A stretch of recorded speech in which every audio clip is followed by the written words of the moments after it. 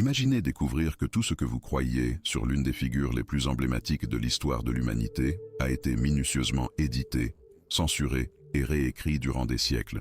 Imaginez qu'il existe des textes anciens, dissimulés dans des bibliothèques secrètes et des monastères isolés, qui révèlent une version complètement différente de la vie et des enseignements que nous connaissons. Aujourd'hui, vous allez découvrir quelque chose qui pourrait ébranler les fondations les plus profondes de votre compréhension spirituelle. Préparez-vous à un voyage à travers des manuscrits perdus, des évangiles interdits et des révélations que l'Église primitive a choisi d'ensevelir à jamais. Ce que vous êtes sur le point de découvrir n'est pas qu'une simple théorie alternative, mais des preuves tangibles que la figure centrale du christianisme aurait pu vivre non pas une, mais 5 vies distinctes sur Terre, chacune documentée dans des textes délibérément écartés du canon officiel. Durant des siècles, des érudits et des archéologues ont mis au jour des fragments d'une tradition radicalement différente, une qui évoque de multiples incarnations, des enseignements secrets transmis uniquement aux disciples les plus proches, et une compréhension de la spiritualité qui dépasse de loin ce que les églises traditionnelles nous ont inculqué. Ces documents, connus sous le nom d'évangiles gnostiques, ont non seulement survécu aux tentatives de destruction systématique, mais ont aussi conservé des détails saisissants sur des vies antérieures entièrement effacées du récit officiel. La question qui demeure est simple mais troublante. Si ces textes sont authentiques, pourquoi ont-ils été dissimulés? Qu'y avait-il en eux qui était si dangereux pour les autorités ecclésiastiques qu'ils devaient être rayés de l'histoire? La découverte la plus stupéfiante provient de manuscrits exhumés dans des grottes du désert égyptien, où des communautés gnostiques ont méticuleusement préservé leurs textes les plus sacrés avant d'être persécutés et dispersés. Ces documents évoquent clairement 5 incarnations distinctes, chacune avec des dessins spécifiques dans l'évolution spirituelle de l'humanité. La première incarnation se serait manifestée durant la période des patriarches hébreux, où il aurait vécu comme un sage anonyme, semant les graines de la sagesse qui fleuriraient plus tard. La deuxième incarnation est décrite comme ayant eu lieu durant l'exil babylonien, où il aurait contribué à préserver et purifier les enseignements spirituels du peuple élu. La troisième vie se serait déroulée à l'époque des prophètes, lorsqu'il aurait secrètement influencé certains des grands visionnaires de l'Ancien Testament. La quatrième incarnation est celle que nous connaissons à travers les évangiles canoniques, mais les textes gnostiques révèlent que ce n'était là qu'une de ces manifestations terrestres. La cinquième et dernière incarnation se serait produite des décennies après la crucifixion, lorsqu'il serait revenu discrètement pour établir les fondements ésotériques qui guideraient les véritables chercheurs spirituels à travers les siècles à venir.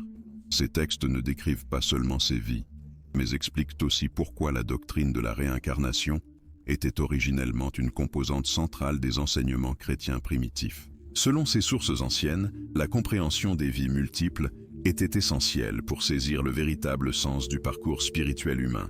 Il ne s'agissait pas simplement d'une vie unique suivie d'un jugement éternel, mais d'un processus graduel de purification et d'évolution à travers de multiples expériences terrestres, chacune offrant des opportunités spécifiques pour la croissance de l'âme.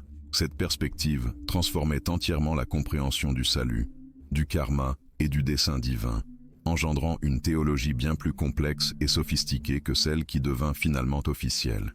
La question qui se pose naturellement est de savoir pourquoi ces enseignements ont été systématiquement écartés et pourquoi l'Église primitive a opté pour une version si simplifiée de l'histoire. Les preuves suggèrent que la décision n'était pas théologique, mais politique. Au IVe siècle, lorsque le christianisme devint la religion officielle de l'Empire romain, il y eut la nécessité de créer une doctrine unifiée qui puisse servir les desseins de l'État. Les enseignements sur les vies multiples et l'évolution spirituelle graduelle posaient problème à une structure de pouvoir qui exigeait une obéissance immédiate et un contrôle absolu sur les masses. Si les gens croyaient qu'ils avaient de multiples opportunités d'atteindre l'illumination et qu'ils pouvaient accéder directement à la sagesse divine, sans intermédiaires ecclésiastiques, le pouvoir de l'Église institutionnelle serait gravement menacé. C'est pourquoi je vous invite à vous abonner à cette chaîne et à activer les notifications, car nous ne faisons que commencer à démêler l'une des conspirations les plus profondes de l'histoire religieuse. Dans les prochaines vidéos, nous explorerons chacune de ces 5 incarnations en détail, analysant les textes originaux et montrant comment ces enseignements secrets ont influencé des mouvements spirituels clandestins tout au long de l'histoire de l'Occident. Vous ne trouverez ce type d'investigation approfondie nulle part ailleurs, car nous accédons à des sources que la plupart des érudits préfèrent ignorer ou écarter. Les évangiles gnostiques qui ont conservé ces révélations ont été rédigés par des communautés affirmant avoir un accès direct aux enseignements secrets transmis par les apôtres les plus proches. Contrairement aux évangiles canoniques, qui ont été édités et réécrits à maintes reprises pour servir les desseins de l'Église institutionnelle, ces textes gnostiques ont conservé leur forme originale, car ils furent préservés par des groupes restés en dehors du contrôle ecclésiastique officiel. Ils décrivent non seulement les 5 incarnations, mais aussi les méthodes spécifiques par lesquelles ces mémoires de vie passée pouvaient être accédées via des pratiques spirituelles avancées. Selon ces documents, les disciples les plus proches non seulement connaissaient ces vies antérieures, mais étaient aussi capables d'accéder directement à ces mémoires par des techniques de méditation et de contemplation qui furent par la suite déclarées hérétiques et proscrites. Ce qui rend cette découverte encore plus saisissante, c'est que les détails décrits dans les évangiles gnostiques sont cohérents entre différents textes retrouvés dans des lieux totalement distincts, suggérant qu'il ne s'agit pas d'inventions isolées, mais d'une tradition orale bien établie, méticuleusement préservée par de multiples communautés. Les textes découverts à Nag Hammadi, en Égypte par exemple, contiennent des descriptions qui correspondent parfaitement à des fragments exhumés dans des monastères syriens et des bibliothèques éthiopiennes, indiquant que cette tradition était largement connue parmi les premiers chrétiens, mais fut systématiquement supprimée à mesure que l'Église devenait plus hiérarchique et contrôlante. La première des 5 incarnations est décrite dans les textes comme ayant eu lieu durant la période patriarcale, approximativement à l'époque d'Abraham. Selon ces sources, cette première vie aurait été vécue comme un prêtre sage opérant en coulisses de l'histoire, influençant subtilement le développement de la compréhension monothéiste parmi les peuples sémitiques. Les textes suggèrent que nombre des révélations attribuées aux patriarches furent, en réalité, inspirées par ce sage anonyme qui plantait les graines d'une sagesse qui germerait au fil des siècles suivants. Cette première incarnation aurait établi les fondements karmiques nécessaires aux missions futures, créant les connexions spirituelles qui permettraient des interventions plus directes dans l'évolution religieuse de l'humanité. La deuxième incarnation, comme le révèlent les manuscrits gnostiques les mieux conservés, se serait déroulée durant la période de l'Exode, lorsque les Hébreux formaient leur identité nationale dans le désert. Des études spécialisées sur les textes apocryphes indiquent que cette vie fut vécue comme l'un des sages anonymes qui assistaient Moïse dans l'interprétation des révélations divines, mais qui demeurait toujours dans l'ombre, ne revendiquant jamais de reconnaissance publique. Les documents suggèrent que nombre des lois et des compréhensions spirituelles les plus profondes qui émergèrent durant les 40 années passées dans le désert furent inspirées par cette présence discrète qui opérait comme un canal de sagesse supérieure. Des experts en tradition mystique juive ont découvert qu'il existe des références voilées à cette figure dans des textes rabbiniques ultérieurs, toujours décrites comme le conseiller silencieux ou celui qui murmure les vérités. Le plus fascinant est que les évangiles gnostiques décrivent comment cette seconde incarnation fut fondamentale pour établir les codes ésotériques qui seraient ultérieurement incorporés dans les psaumes et les textes prophétiques, créant des couches de signification occulte que seuls les initiés pouvaient saisir pleinement. Les preuves textuelles indiquent une troisième incarnation qui se serait produite durant la période des rois d'Israël, spécifiquement sous le règne de Salomon.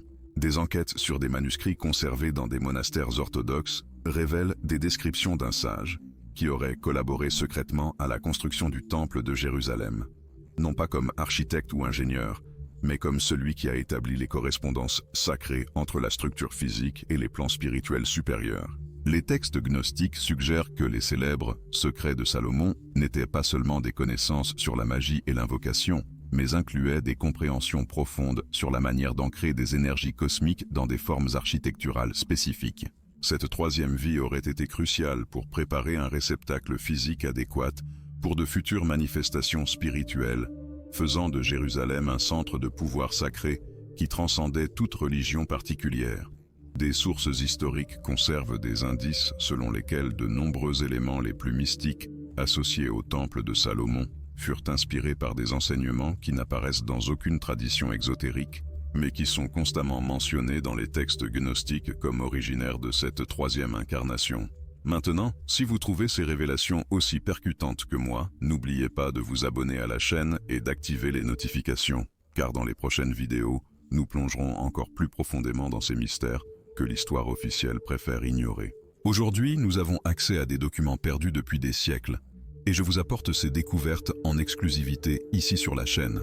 La 4e incarnation représente peut-être la période la plus documentée parmi les manuscrits gnostiques découverts, ayant eu lieu durant l'exil babylonien.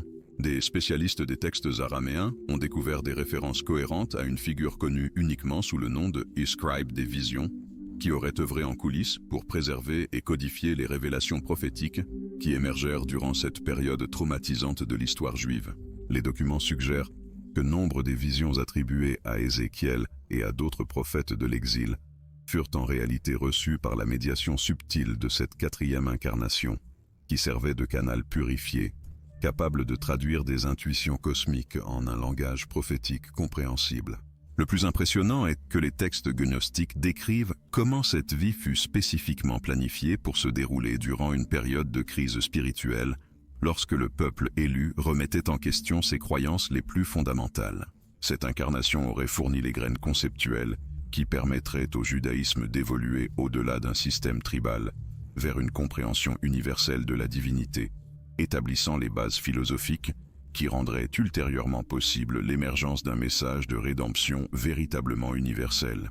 Les preuves archéologiques et textuelles convergent de manière surprenante lorsque nous analysons les contextes historiques spécifiques choisis pour ces incarnations préparatoires. Des investigations indiquent que chacune s'est produite durant des moments de transformation cruciale dans l'évolution de la conscience religieuse humaine, comme s'il existait un plan cosmique méticuleusement orchestré au fil des millénaires. La première vie, durant la période patriarcale, a établi les fondements du monothéisme. La deuxième vie, durant l'Exode, a codifié ses intuitions en lois et pratiques. La troisième vie, sous le règne de Salomon, a créé des structures physiques et énergétiques pour les ancrer. La 4e vie, durant l'exil, a universalisé ses compréhensions au-delà des frontières tribales. Ce schéma révèle une sophistication de planification spirituelle qui défie complètement les explications conventionnelles sur la manière dont les traditions religieuses évoluent naturellement. Les textes gnostiques suggèrent que chaque incarnation a non seulement bâti sur les réalisations des précédentes, mais a aussi préparé des conditions spécifiques qui seraient nécessaires au succès de la mission finale que nous connaissons tous. Dites-moi en commentaire laquelle de ces 4 incarnations préparatoires vous impressionne le plus et pourquoi, car votre perspective enrichira notre analyse des schémas occultes que nous découvrons ensemble. La 5e et la plus significative des incarnations préparatoires se serait déroulée durant la période intertestamentaire, spécifiquement à l'époque des Maccabées et de l'émergence des écoles esséniennes. Des sources spécialisées dans les manuscrits de la Mer Morte révèlent des références à une figure connue sous le nom de professeur de justice silencieux, distinct du célèbre maître de justice essénien, mais qui aurait opéré dans l'ombre, influençant le développement des compréhensions messianiques qui émergeaient à cette période. Les documents gnostiques décrivent comment cette 5e vie fut cruciale pour établir les attentes spécifiques et les conditions spirituelles qui permettraient la reconnaissance de la mission finale lorsqu'elle se manifesterait enfin. Cette incarnation aurait œuvré à purifier et affiner les traditions prophétiques, écartant les éléments qui auraient pu brouiller ou obscurcir la véritable nature de la rédemption à venir. Les spécialistes notent que nombre des compréhensions sur la nature du Messie que l'on trouve dans les textes de Qumran semblent avoir été influencés par des enseignements qui n'apparaissent dans aucune source antérieure identifiée, mais qui sont constamment attribués dans les évangiles gnostiques à cette 5e incarnation préparatoire.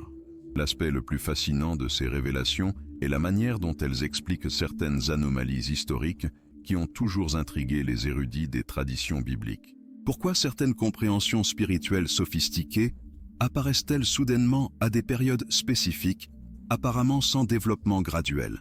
Pourquoi certains textes contiennent-ils des intuitions qui semblent bien au-delà du contexte culturel dans lequel ils auraient été écrits? Pourquoi y a-t-il tant de couches de signification cachées dans des écrits ostensiblement destinés à des audiences populaires? Les évangiles gnostiques offrent une réponse surprenante. Ces anomalies résultent de l'influence subtile d'une conscience qui maintenait une continuité à travers de multiples vies, plantant des graines de sagesse qui germeraient aux moments opportuns de l'histoire humaine.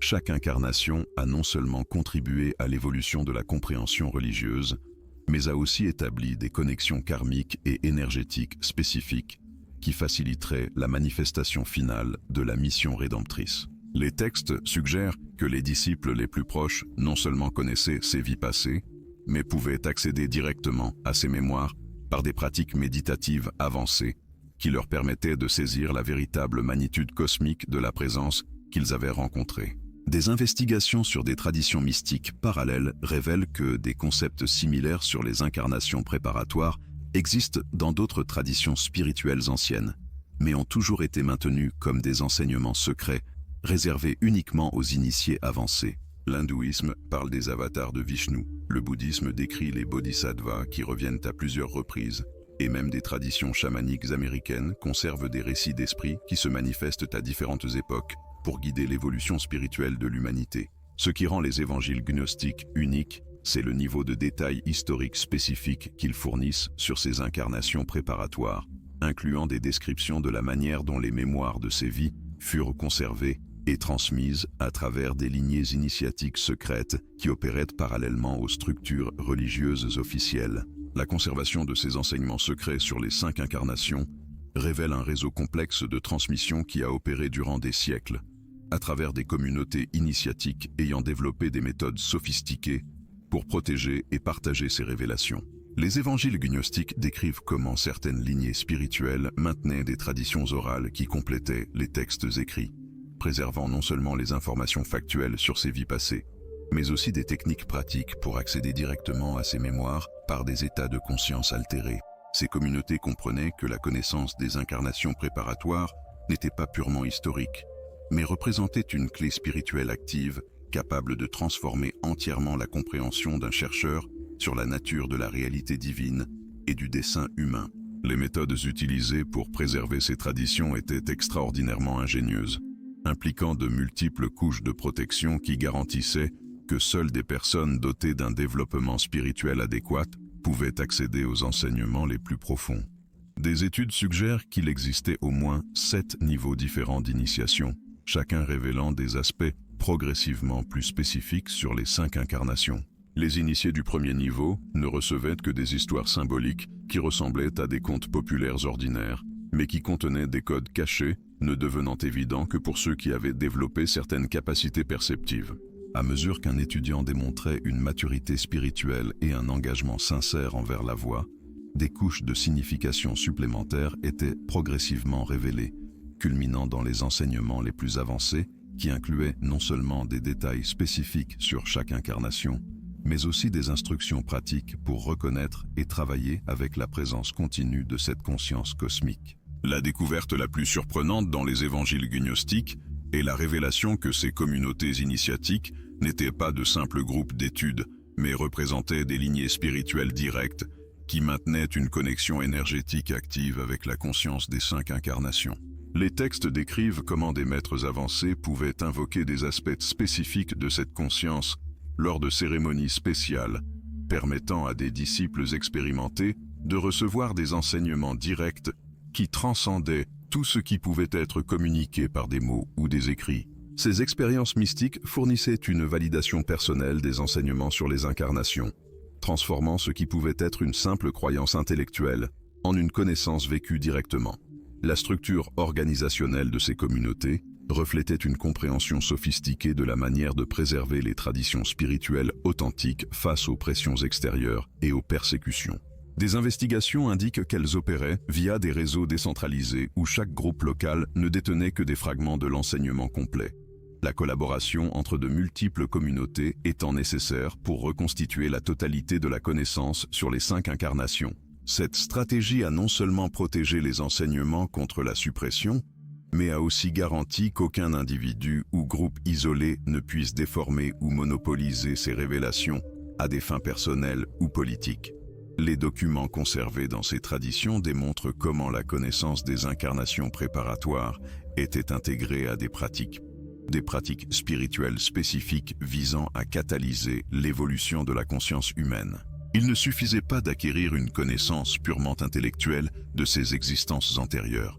Les initiés étaient formés à des techniques méditatives, à des rituels de purification et à des méthodes d'ouverture du cœur, les préparant à reconnaître et à accueillir l'influence continue de cette présence divine dans leur propre existence. Les évangiles gnostiques recèlent des descriptions détaillées de ces pratiques, dévoilant un système spirituel holistique qui mariait la connaissance historique à une transformation personnelle directe.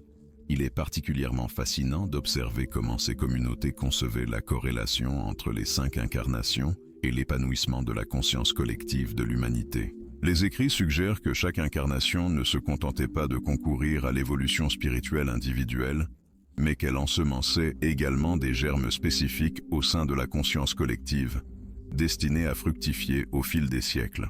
Cette perspective offre une clé de lecture pour des phénomènes historiques qui ont toujours déconcerté les érudits. Pourquoi certaines révélations spirituelles ou intuitions profondes surgissent-elles simultanément dans des cultures totalement distinctes? Comment expliquer que certaines compréhensions de la nature divine semblent dans l'air à des périodes précises de l'histoire? Les évangiles gnostiques postulent que ces synchronicités découlent de l'influence pérenne des semences de conscience déposées par les 5 incarnations, lesquelles mûrissent et se manifestent lorsque les conditions historiques et spirituelles s'avèrent propices. La suppression de ces enseignements par la hiérarchie ecclésiastique naissante ne découlait pas uniquement d'une divergence théologique concernant la réincarnation, mais reflétait également une lutte fondamentale pour le contrôle de l'accès à l'expérience spirituelle directe. Les communautés qui perpétuaient la connaissance des 5 incarnations incarnaient un modèle décentralisé d'autorité spirituelle où la validation émanait de l'expérience personnelle directe plutôt que de l'approbation institutionnelle. Cette approche était perçue comme profondément menaçante par les dignitaires qui œuvraient à l'établissement de structures hiérarchiques centralisées du pouvoir religieux. Des indices concordent pour suggérer que nombre des conflits théologiques des premiers siècles ne portaient pas tant sur des doctrines spécifiques que sur des questions fondamentales d'autorité et d'autonomie spirituelle. Les enseignements relatifs aux 5 incarnations habilitèrent les individus à nouer des relations directes avec le divin, transcendant toute nécessité de médiation institutionnelle. Pour asseoir un contrôle religieux centralisé, il s'avérait impératif non seulement de réprimer ces révélations spécifiques, mais aussi de délégitimer entièrement l'idée que des vérités spirituelles authentiques puissent être accessibles en dehors des structures officiellement agréées. La subtilité des méthodes employées pour dissimuler et préserver ces enseignements durant les périodes de persécution révèle l'engagement extraordinaire de ces communautés envers la sauvegarde de l'héritage spirituel qu'elles avaient reçu. Des spécialistes ont mis au jour des preuves de systèmes élaborés de codes, de symboles cryptiques et de références voilées, lesquels permirent que des pans des enseignements relatifs aux 5 incarnations fussent conservés même dans des textes d'apparence parfaitement orthodoxes. Ces méthodes d'occultation étaient si efficaces que bon nombre de ces allusions sont restées indétectables pendant des siècles, n'étant identifiées que récemment par des chercheurs ayant développé de nouvelles approches pour l'analyse des textes anciens. L'analyse minutieuse de ces systèmes de préservation révèle que les communautés dépositaires ont élaboré une compréhension approfondie des mécanismes de protection des informations sacrées, sans en altérer l'intégrité essentielle. Les méthodes les plus sophistiquées impliquaient l'intégration de multiples strates de sens au sein de récits d'apparence conventionnelle, permettant aux initiés de discerner les vérités les plus profondes, tandis que les observateurs profanes n'y voyaient que des histoires traditionnelles.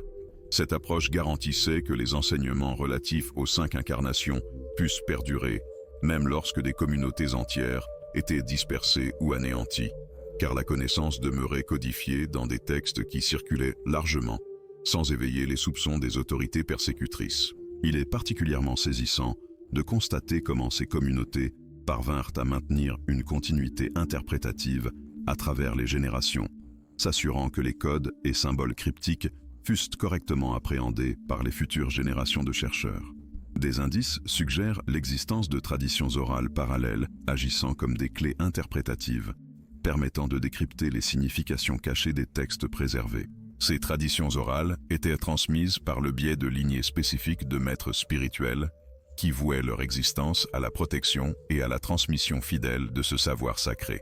Le contenu spécifique, conservé concernant les 5 incarnations, révèlent des détails extraordinaires sur la manière dont chaque manifestation divine a contribué à divers aspects du développement spirituel humain. La première incarnation, selon ses écrits, a posé les fondements de la conscience individuelle, érigeant les structures primordiales à travers lesquelles les êtres humains pouvaient reconnaître leur nature divine inhérente. Cette phase fut caractérisée par l'établissement de principes fondamentaux régissant la relation entre conscience individuelle et réalité cosmique, fournissant ainsi les bases conceptuelles sur lesquelles toutes les révélations ultérieures seraient édifiées. La deuxième incarnation se focalisa sur l'épanouissement de la compassion et de l'amour universel, introduisant des pratiques et des enseignements spécifiques destinés à élargir la capacité humaine à expérimenter une connexion profonde avec tous les êtres. Les écrits gnostiques décrivent des méthodes détaillées par lesquelles cette incarnation œuvra à la guérison des séparations et des divisions qui entravaient l'humanité dans la reconnaissance de son unité fondamentale.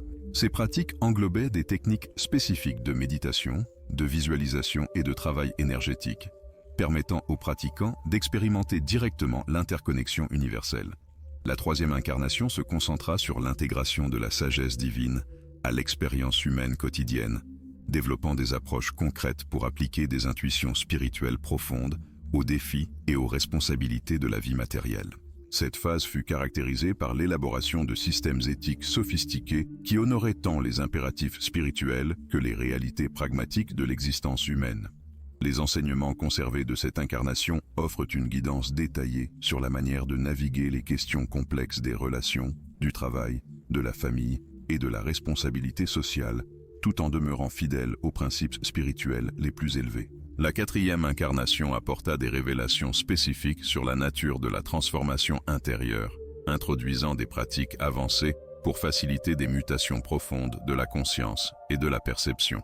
Les écrits gnostiques décrivent des techniques raffinées de purification intérieure, des méthodes pour transcender les limitations psychologiques et émotionnelles, et des approches systématiques pour développer des capacités spirituelles latentes. Cette incarnation établit également des communautés de pratiques où ces méthodes purent être explorées et affinées collectivement. La cinquième incarnation représenta la synthèse et l'intégration exhaustive de toutes les révélations antérieures, offrant une vision unifiée du cheminement spirituel humain qui englobait depuis les premiers émois de la conscience divine jusqu'à la pleine réalisation du potentiel spirituel. Les enseignements de cette ultime incarnation comprennent des cartographies détaillées des étapes du développement spirituel, une guidance spécifique pour surmonter les entraves courantes à chaque phase, et des pratiques avancées pour accélérer le processus de transformation intérieure. Ce qui confère à ces révélations une signification particulièrement prégnante, c'est la manière dont elles proposent une perspective radicalement distincte sur le dessein et le sens de l'existence humaine. Au lieu d'appréhender la vie comme une épreuve unique déterminant un destin éternel, les enseignements relatifs aux 5 incarnations dépeignent l'existence comme un processus évolutif continu, où chaque expérience concourt à un déploiement supérieur de la conscience divine à travers la forme humaine. Cette perspective reconfigure fondamentalement notre appréhension des questions de souffrance, de défis, de croissance et d'accomplissement spirituel. Les implications pratiques de ces enseignements sont à la fois profondes et vastes. Ils suggèrent que chaque individu dispose d'un accès direct aux influences bénéfiques des 5 incarnations, par le truchement de pratiques spécifiques de connexion intérieure et d'ouverture réceptive. Les écrits gnostiques conservent des instructions détaillées pour établir ces connexions, englobant des méthodes de méditation, de prière contemplative et de pratiques dévotionnelles qui permettent aux chercheurs d'expérimenter directement l'orientation et le soutien spirituel disponibles à travers ces manifestations divines. Des études récentes sur les communautés qui ont préservé ces enseignements révèlent qu'elles ont développé des cultures spirituelles d'une sophistication remarquable, intégrant une connaissance théorique approfondie à une pratique expérientielle rigoureuse. Ces communautés opéraient comme des laboratoires spirituels où les enseignements relatifs aux 5 incarnations étaient explorés, testés et affinés au fil de décennies, voire de siècles, d'applications pratiques. Les fruits de ces explorations furent méticuleusement documentés et conservés, constituant un corpus de savoir impressionnant concernant les aspects les plus concrets et applicables de ces enseignements sacrés. Il est particulièrement fascinant de noter comment ces communautés ont élaboré des approches systémiques pour interagir avec les influences spécifiques de chaque incarnation durant les diverses phases du cheminement spirituel individuel.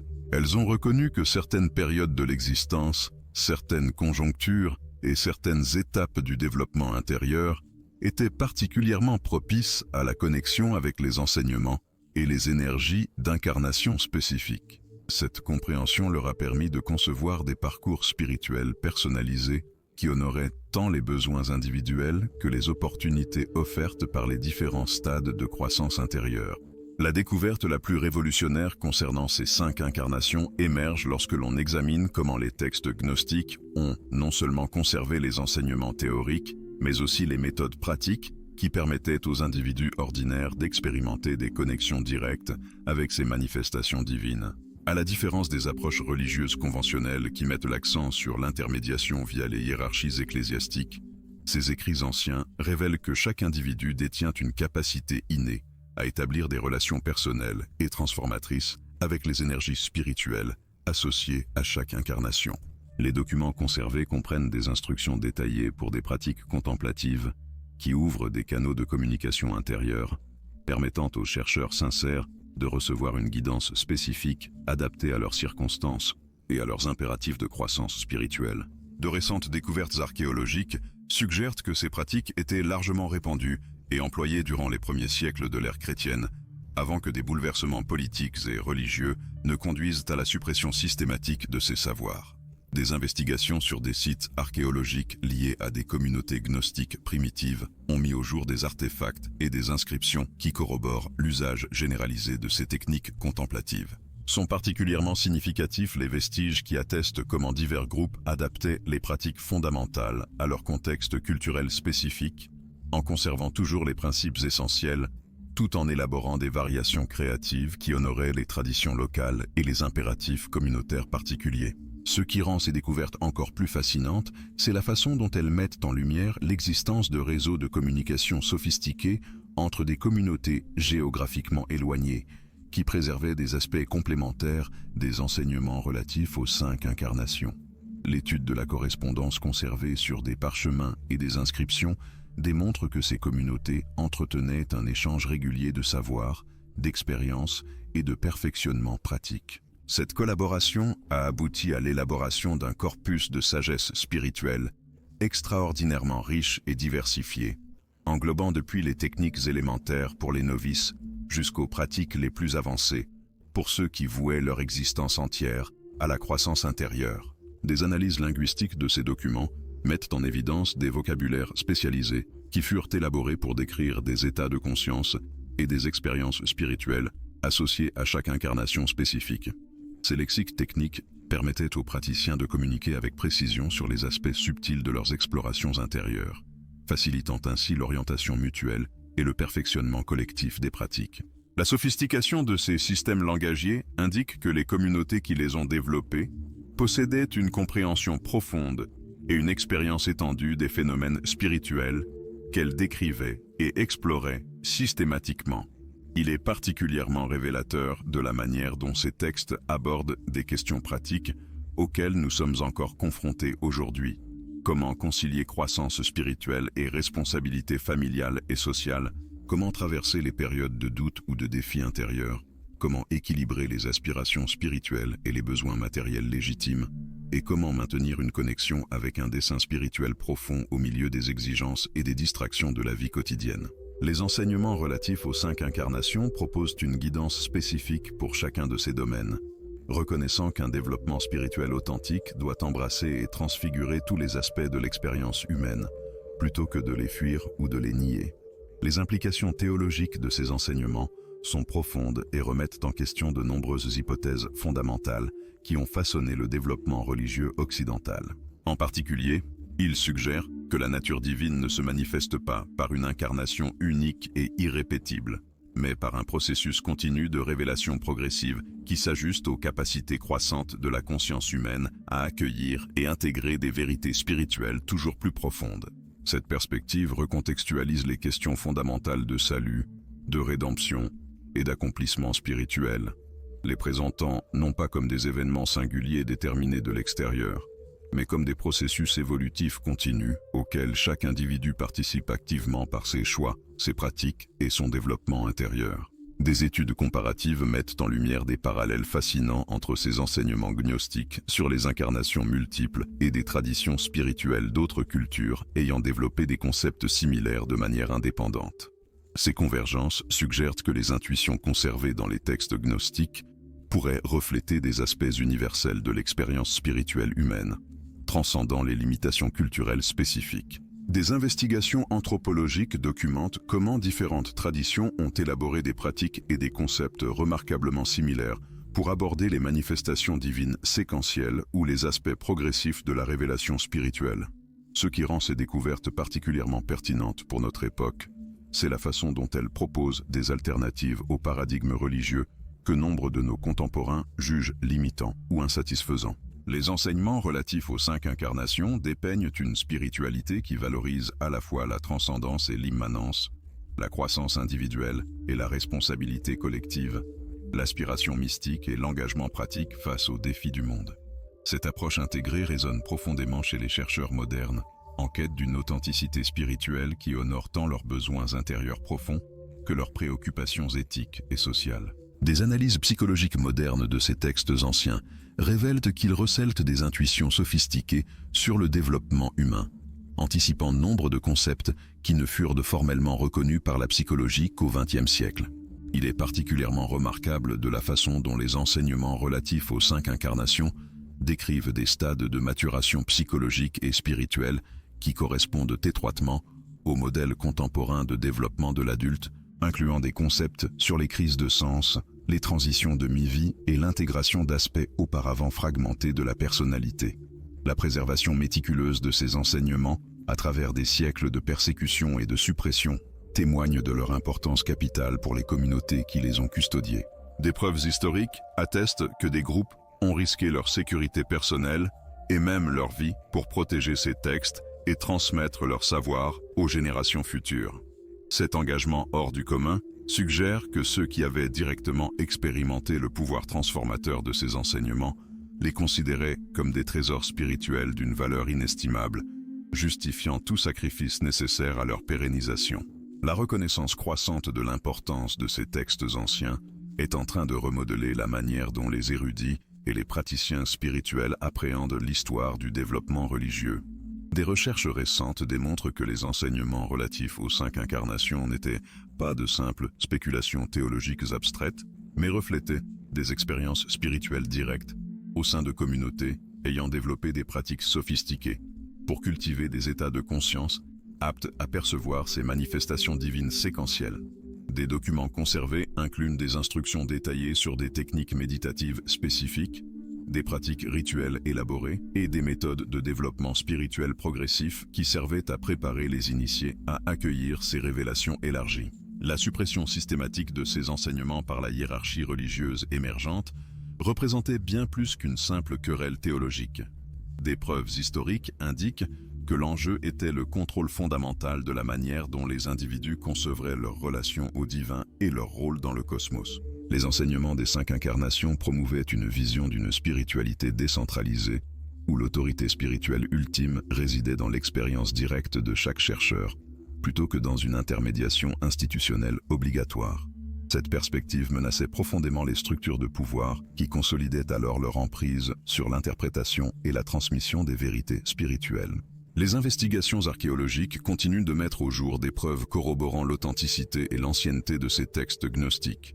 De récentes découvertes incluent des fragments de papyrus datant de périodes antérieures encore aux copies précédemment connues, suggérant que ces enseignements circulaient largement au sein des premières communautés chrétiennes avant leur suppression officielle. Les analyses au carbone et les études paléographiques confirment que nombre de ces documents furent produits durant les premiers siècles de l'ère commune, une période où de multiples interprétations du mouvement de Yeshua coexistaient avant la standardisation doctrinale ultérieure. La qualité littéraire et la sophistication théologique de ces textes réfutent également les narratifs qui les décrivent comme des productions tardives et déviantes de groupes marginaux. La compréhension moderne de ces 5 incarnations révèle un schéma cosmologique d'une complexité extraordinaire. intégrant le développement spirituel individuel à l'évolution collective de l'humanité. Chaque manifestation divine correspond non seulement à une phase spécifique du développement de la conscience humaine, mais agit également comme un catalyseur pour des transformations plus vastes de la capacité collective de l'espèce à accueillir et intégrer des vérités spirituelles plus profondes. Cette perspective suggère que l'évolution spirituelle n'est pas un processus purement individuel, mais un phénomène cosmique auquel la participation consciente, chaque conscience individuelle, contribue à l'élévation globale de la conscience planétaire. Ces enseignements décrivent comment chaque incarnation successive prépare le socle énergétique et spirituel indispensable à la manifestation suivante, permettant ainsi qu'elle soit reconnue par l'humanité. Des études comparatives mettent en lumière l'existence de concepts analogues concernant les manifestations divines séquentielles, émergeant au sein de traditions spirituelles issues de cultures radicalement distinctes et sans contact historique avéré. Les traditions du sous-continent indien, par exemple, ont élaboré des doctrines sur les avatars qui présentent des similitudes frappantes avec les 5 incarnations détaillées dans les textes gnostiques. De même, certaines traditions bouddhistes perpétuent des notions de manifestations successives de la conscience illuminée, dont le rôle est de guider le développement spirituel de l'humanité à travers les différentes ères historiques. Des traditions autochtones, présentes sur divers continents, conservent des enseignements relatifs à des êtres spirituels se manifestant périodiquement afin d'offrir une guidance et de catalyser les transformations nécessaires à l'évolution collective. Ces convergences suggèrent que les intuitions préservées dans les textes gnostiques pourraient bien refléter des aspects universels de l'expérience spirituelle humaine, transcendant les particularismes culturels. Ce qui confère à ces enseignements une résonance particulière avec notre époque actuelle, c'est leur capacité à offrir un cadre interprétatif pour les crises spirituelles et existentielles contemporaines. Nombre de nos contemporains peinent à surmonter un sentiment de déconnexion spirituelle dans un monde de plus en plus sécularisé, en quête d'une authenticité et d'un sens qu'ils ne parviennent à déceler ni dans les institutions religieuses traditionnelles, ni dans le matérialisme scientifique dominant. Les préceptes relatifs aux 5 incarnations esquissent une 3e voie, conciliant avec une égale dignité la rigueur intellectuelle et la profondeur spirituelle, et proposant une vision du cosmos où l'évolution matérielle et spirituelle sont intrinsèquement liées. Cette perspective intégrée rencontre un écho profond auprès de ceux qui aspirent à une spiritualité à la fois rationnellement crédible et émotionnellement épanouissante. Des analyses psychologiques contemporaines de ces textes anciens révèlent qu'ils recèlent des aperçus d'une sophistication remarquable sur le développement humain, anticipant nombre de concepts qui ne furent formellement reconnus par la psychologie moderne qu'au XXe siècle. Les enseignements sur les 5 incarnations dépeignent des étapes de maturation psychologique et spirituelle qui correspondent étroitement au modèle contemporain du développement de l'adulte, incluant la prise de conscience que la croissance authentique implique souvent des périodes de déconstruction des identités antérieures, suivies d'une reconstruction à des niveaux plus intégrés et authentiques.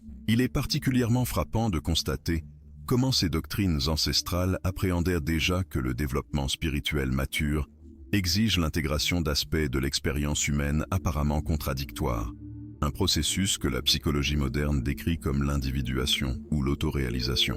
La préservation de ces enseignements à travers des siècles de persécutions systématiques témoigne de leur importance extraordinaire pour les communautés qui les ont jalousement gardés. Des preuves documentaires attestent que des groupes ont risqué leur sécurité personnelle, et fréquemment leur propre vie, pour protéger ces textes et transmettre leur savoir aux générations futures. Un tel degré d'engagement et de sacrifice suggère que ceux qui avaient directement expérimenté le pouvoir transformateur de ces doctrines les considéraient comme des trésors spirituels d'une valeur littéralement incalculable.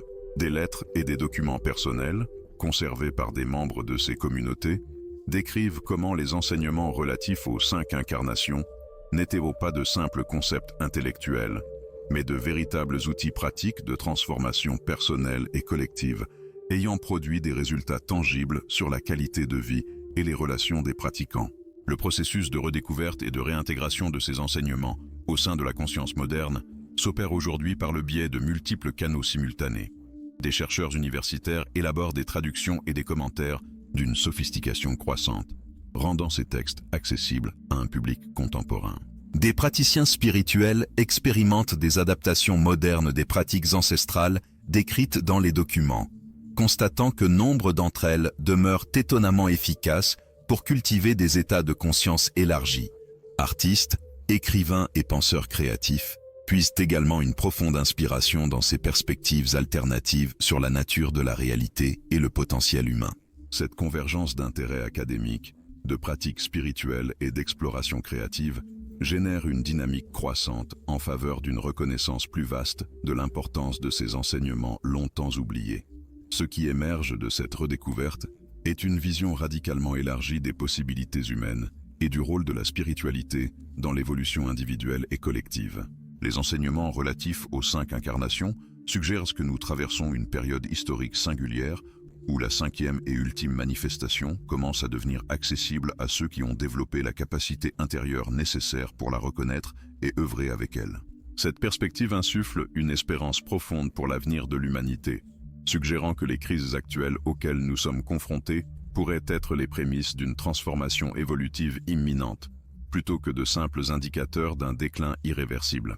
Pour ceux qui sont disposés à s'engager sérieusement avec ces doctrines ancestrales, elles offrent à la fois une vision inspirante du potentiel humain et des outils pratiques pour participer consciemment au prochain stade de notre développement collectif en tant qu'espèce. Nous vous remercions de votre attention et vous donnons rendez-vous pour de nouvelles explorations.